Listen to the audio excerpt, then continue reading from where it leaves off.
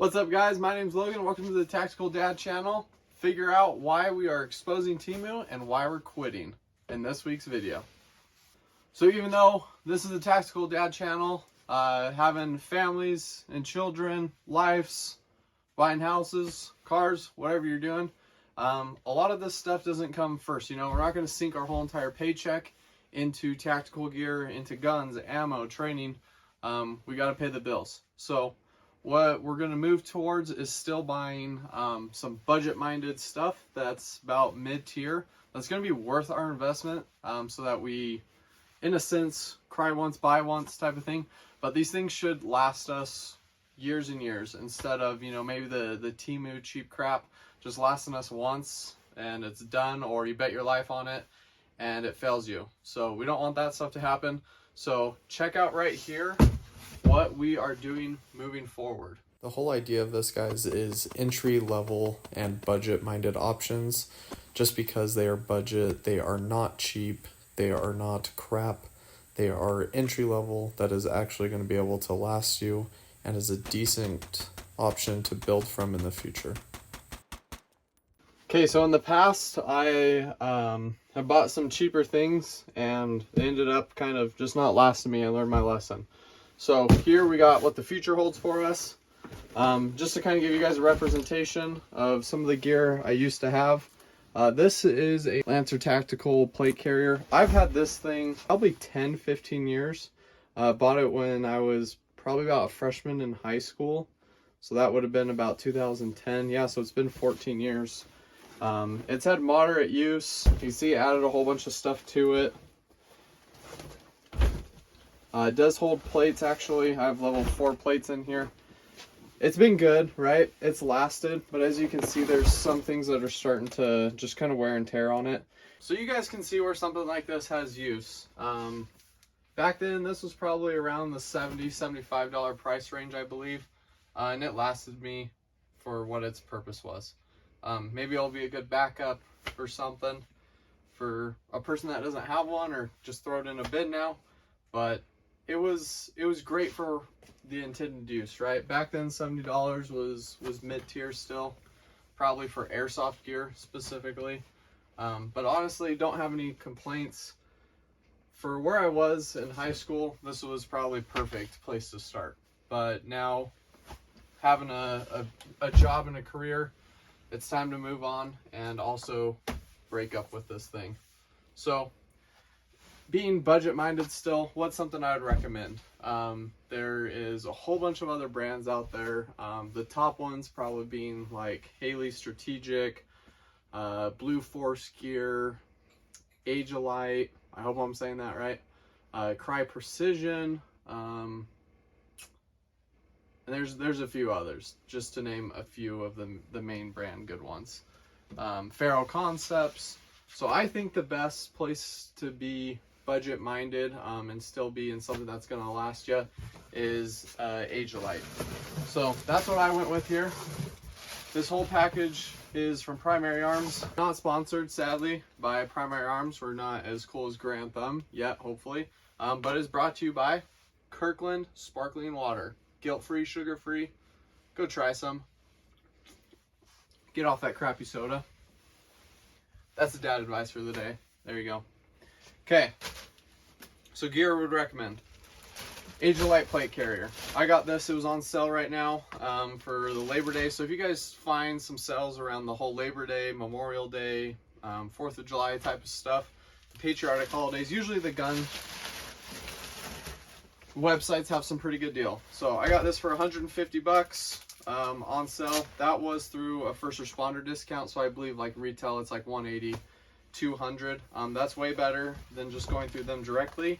It's like $289 plus shipping, so you're well into the $300 mark. So this is the K0. It is a minimalist type plate carrier, as you can see. Very simple front, very simple back. Cummerbund also, just Velcro.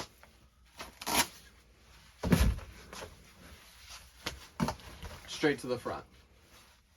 So that's what we're going to be upgrading to from the old high school era GWAT looking Lancer Tactical. So what else did I get to kind of invest in my gun stuff? Stuff that I bought earlier that was a lot cheaper were some knockoff flashlights.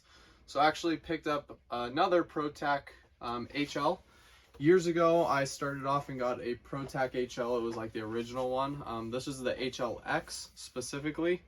But as I can show you, you guys got to remember when you're buying flashlights, they're going to be sitting right there on your rail, right over your barrel. They're going to have to hold up to a whole bunch of vibration, pressure waves, concussion, all that kind of stuff. So those cheaper lights that I used to buy that you see usually on like Amazon, Temu, whatever, walking through Walmart, those things are not going to hold up as a designated weapon light. So this is like something I used to buy. Just very, I mean, it's pretty bright, goes in and it goes out for focus, but as you can see in here, the whole lens is together and intact. However, it's just moving around, and this probably has, I would estimate, maybe 200 to 500 rounds through an AR-15, and a few hundred rounds of 22. So that goes to show you these things don't last. Another thing about this light that also broke was the end plate. So this used to be a pressure cap plate, and it does have rechargeable batteries. However, every time I went to recharge this, it would spin that back wire here that was connected to the pressure pad and just totally disconnected, and it was worthless. So now can't even run a pressure pad on it unless I was to buy probably a new back, which wouldn't be worth it. Not the best weapon light just to have to use with a end cap on there. So this will be a great little light around the house for like emergencies or something. Give it to the kids one day, but not the best for a weapon light. Some of these knockoff lights, they'll run you usually $30 to $50, and then you could just invest, I know it's about double the money, but close to that 100 to 150. You could get a stream light. Keeping this budget minded, we're not going to go with a Surefire just because then we're going to start getting up already into the $300 to $400 mark. So I think this is a great budget option to keep in mind. You can buy a stream light or anything, you start getting better warranties.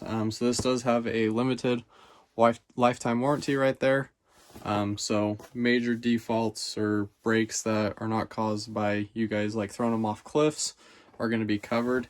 And it even comes already with batteries, and it comes with the rail mount and the pressure pad switch already.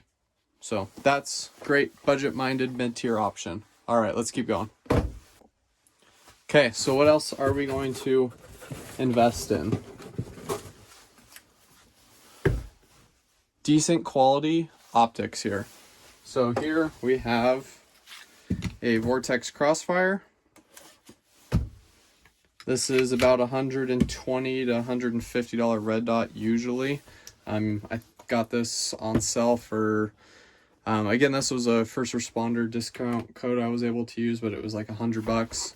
I think they usually retail for around 120, 140. But this is what I would recommend for the bottom line kind of getting into. This Vortex is known for their lifetime, really no questions asked warranty. All right, so good reminder there. Just thought I heard a garage door open and the door open. So had to go quick CQB mode and clear the house and make sure no one came in. So always a good reminder for tactical dads out there. Stay armed, ready to go at all times. Okay, so back to this. So this is something else going back, bought about 15 years ago probably. Bought it in high school for airsoft as well. Ended up putting on my 1522 as my first gun for a while.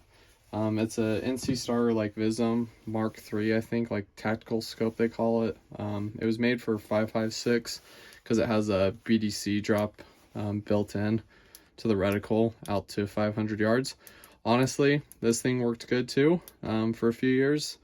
Just recently, it lost its zero and is just all over the place recently. So pretty much trash now, I believe, unless it was mounted wrong. But going for about $150, spending about the same. I know it's not magnetized, but getting a decent quality entry level red dot here that's going to hold up. So even this, for being budget, has two night vision modes included in with it, 1 and 2, and then power brightness settings up to 11. So this is on 11.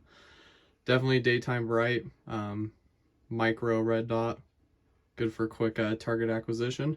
If you even want to step it up a little bit more, you could go into their Spark AR and the Spark AR Solar. That's what I run as another setup on with a 3x magnifier. So instead of going budget, cheap Amazon stuff, spend the $100. Comes with a nice little riser mount there to get it a little higher, and you're going to be satisfied, and comes with a lifetime warranty, so you don't have to worry about buying a new one every 5 years. Nice thing about Vortex, I believe too personally, is that it comes with all the extra stuff. So you have different types of like mounts if you want lower 1/3 co-witness. Comes with all the tools, your first battery you saw. Nice little lens cap here too to protect it when you're not using it. Next thing to invest some good money in is magazines. So with my pistol, it came with just 2, so needed to grab another magazine. Sig Sauer actually upped their mag count for the P365 family. I have the XL model. They went from 15 round to a 17 round mag, same exact size, so that's awesome. So 17 plus 1, you're carrying 18 in a concealed carry pistol. I think that's a phenomenal accomplishment. Magazines, also buying P-mags moving forward. That's the only mag I'm gonna be buying. I used to live right down the street from a Men 2 up in Idaho.